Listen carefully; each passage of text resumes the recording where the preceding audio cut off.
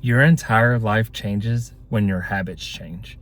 Your income, your mindset, your confidence, your body, your spirit, your love life, your connection to your family members changes when your habits change. When you make the necessary habit switches, lifestyle changes, and instill the discipline and consistency to keep them up over time, change your entire life. They improve your life. They make things better as long as the habits are positive, because there's such thing as bad habits as well. But every day that you uphold those habits, every day that you're consistent, is a vote for the person you want to be. It's a vote for the life you want to live. It's a vote that you're instilling more confidence in yourself. You're starting to believe you're that person already. If your goal is to be a millionaire, you might not be a millionaire, but when you make your first 10K, or you're working your 100K a year job, or whatever it might be, you start to believe and think like a millionaire. So your habits are reinstilled even more. You start accumulating even newer habits around money, around your financial capabilities, and creating sources of income, and killing debt, all that type of stuff. And it just multiplies.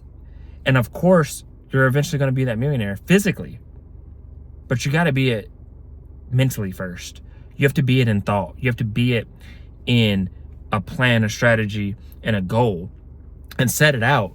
And then you start backing it by action to build the evidence, to build the story that you are that you can be that, and that you will be that if you stay consistent day after day, year after year, long enough. You'll eventually reach it. The more consistent, the more disciplined, the more you believe it without breaking, without faking it, the sooner you'll get it. You'll still get it no matter what. But the more disciplined, the more consistent, the sharper you are, the more efficient you are, the more serious you take it, the quicker you'll get there. That doesn't mean you can't have a day off or so. Don't go to the gym 7 days a week necessarily. Don't never have fun for 5 years. Still have fun. But make sure it's within the limit you need in order to still be successful and get the things that you want and attain the things that you want. But so many people try to change their life in one day. They try to change their life with one habit. No. They try to do 10 habits at once. Focus on one habit. Focus on 2 habits at a time. Don't try to change everything about your life, especially if you're not where you want to be, or you're stuck, or you're unhappy. Change 1 or 2 things. Be consistent with that for a month. Add 1 or 2 more. Or if you're really down bad, do it for a whole year. Then take a second habit. Even if you wanted to change 10 habits and you did 1 a year, 10 years, while that is a long time, it's not a long time in terms of the rest of your life. If you're 20 today and you did that slow 1 habit a year, 10 habits over 10 years, you're still 30. Let's say you live to be 80. You still have 50 years left. In each of those 10 years, your life's still improving because you did habit 1, year 1. So at 21, starting in year 22, you're on your second habit. And then by year 23, you've already crushed 2 habits and built them. Your life's already improving. Your life's already multiplying in a positive direction. Now, I'm not saying it should take 10 years, but what if it takes 1? What if it takes 2? What if it takes 5? But you still live another 50 years plus. It's still worth it. Heck, if you only have 10 more years to live, it's still worth it, in my opinion. So focus on it. Stop trying to make everything happen at once, but do it one step at a time. How do you eat an elephant? 1 bite at a time. There's a book called The Compound Effect by Darren Hardy. Lots of people have already read it or heard of it. Read it. Read it every month. Read it every year. I used to read it. I did 4 years in a row where I read it every year at the beginning of the year. And now my YouTube channel is called Consistency Compounds. Now, it's not about the compound effect specifically, but it is about that concept. When you are consistent, the results have no choice but to eventually show up, whether it's year 1, year 30. Eventually, you will win. Eventually, you will succeed, or you will die trying. If you die, you have no more worries about being consistent on Earth, at least. So stop overthinking it. Stop overcomplicating it. Stop overwhelming yourself. You don't have to fix your life physically, mentally, spiritually, financially, relationally, all at once. Focus. I'm a believer in God. So spiritually, I don't think you can go wrong. But I say for every human being, and what I usually say is physically, get in the gym.